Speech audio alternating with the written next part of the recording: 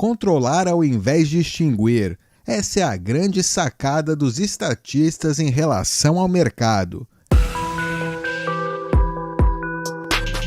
Este é o Visão Libertária, sua fonte de informações descentralizadas e distribuídas. Tim Berners-Lee é uma lenda viva no mundo da tecnologia. Ele é simplesmente o pai da internet, responsável pelo nascimento da World Wide Web, como nós a conhecemos. Tim odeia o que a sua criação se tornou e já expressou o seu desagrado com a forma como as grandes corporações tomaram o que deveria ser um ambiente livre e colocaram restrições nele. Ele não gosta de como grupos como o Facebook, Google e Amazon centralizaram efetivamente a internet, nem como controlam os dados das pessoas.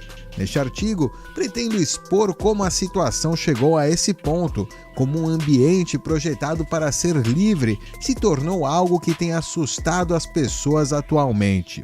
Nesse momento, os defensores da liberdade estão perplexos em como as grandes empresas de tecnologia foram tomadas pela ideologia progressista.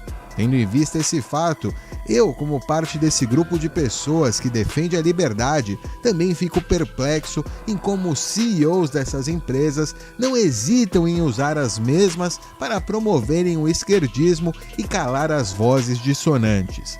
É um fato público e notório que as correntes de pensamento liberais, o que inclui a Escola Austríaca de Economia, sempre alegaram que uma empresa tende a não promover nenhum tipo de discriminação e também como elas tendem a não querer ir contra a vontade da maioria dos seus consumidores. Pois bem, a situação atual aparentemente contesta essa premissa liberal, pois é sabido que a imensa maioria dos usuários de redes sociais, bem como a maior parte dos telespectadores das grandes redes de televisão ou leitores dos maiores jornais, são conservadores, com uma cosmovisão mais voltada aos chamados valores tradicionais. Como poderiam então essas empresas não somente ignorar tais valores, como até mesmo militar contra eles sem ter medo de desagradar seus usuários? A resposta é simples: o Estado. O Estado é a antítese do livre mercado capitalista. Primeiro as pessoas se unem num esforço criativo e passam a comercializar umas com as outras. Elas criam uma economia de subsistência, onde com o tempo começam a surgir um excedente de produção. Tal excedente é trocado via comércio, o que aumenta exponencialmente a qualidade de vida das pessoas. É nesse ponto que a existência da riqueza gera cobiça por parte de pessoas que querem constituir riquezas, mas não da forma capitalista, e sim por um caminho mais fácil: o roubo. O Estado é uma criação destinada a promover a predação e a parasitagem sobre a riqueza legitimamente constituída numa região. O sociólogo alemão Franz Oppenheimer, que viveu no início do século XX, denominou esses processos como um meio econômico e meio político de se adquirir riquezas. O filósofo francês Bertrand de Jouvenel, em sua obra O Poder, História Natural de Seu Crescimento, mostra detalhadamente como esse processo se deu na história através da conquista e subjugação que culminou no Estado. Nos últimos séculos, surgiram várias teorias revolucionárias que visavam, por meio do Estado, redimir o homem e construir um paraíso na Terra, destacando-se o comunismo e seu irmão mais novo, o fascismo. Enquanto o comunismo pregava a estatização e posterior socialização dos meios de produção, com a confecção de uma economia planificada e centralizada, a fim de eliminar todas as desigualdades existentes, o fascismo foi mais perspicaz e concluiu que seria um erro o poder tomar o caminho pregado pelos marxistas. Então, surge o embrião do moderno capitalismo de Estado. O caminho tomado pelo fascismo se consiste num controle indireto da economia, na qual ainda haveria prosperidade privada dos meios de produção, mas a última palavra seria sempre do governo em termos empresariais e mercadológicos. Para que o capitalismo de Estado dê certo, é essencial a maior eliminação possível da concorrência. Para que o governo mantenha um efetivo controle da economia, ele precisa que os meios de produção e as demais riquezas do país estejam nas mãos do menor número de pessoas possíveis, e precisa também que as pessoas em questão sejam de confiança e estejam comprometidas com a causa nacionalista. Sendo assim, um governo fascista necessita criar o maior número de regulações e impostos possíveis, de maneira que só quem já está no mercado consegue suportar o ônus da existência.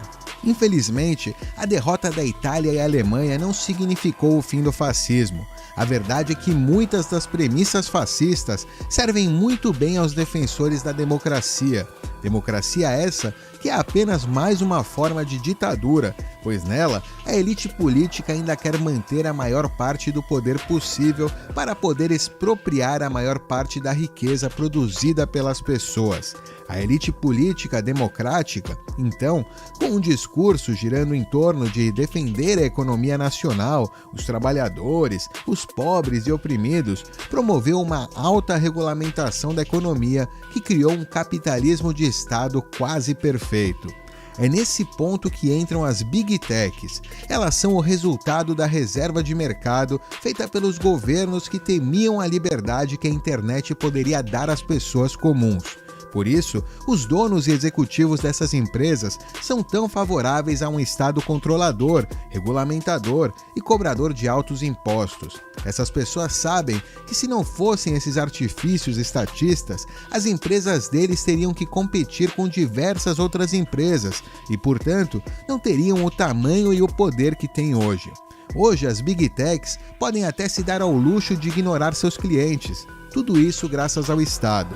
Nesse sentido, o criador do sistema www concebeu o Inrupt, uma nova ideia para que haja novamente uma internet livre.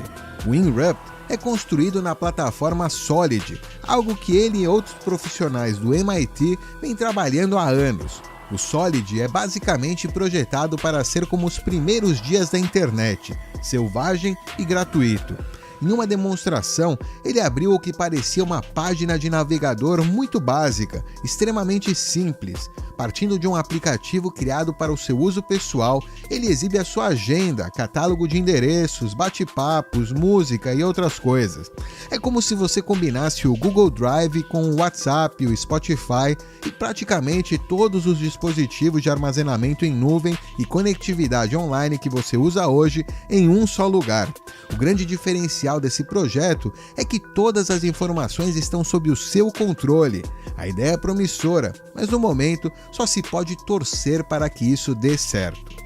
É isso aí, obrigado pela audiência. Este artigo foi sugerido por Fausto Silva, escrito por Atos Henrique, revisado por Paulo Almeida e narrado por Bitdove. Se gostou do vídeo, clique no ícone de curtir aqui abaixo e compartilhe nas redes sociais. Se deseja ser notificado de novos vídeos, clique em inscrever-se e depois no ícone do sininho. Até a próxima, tchau!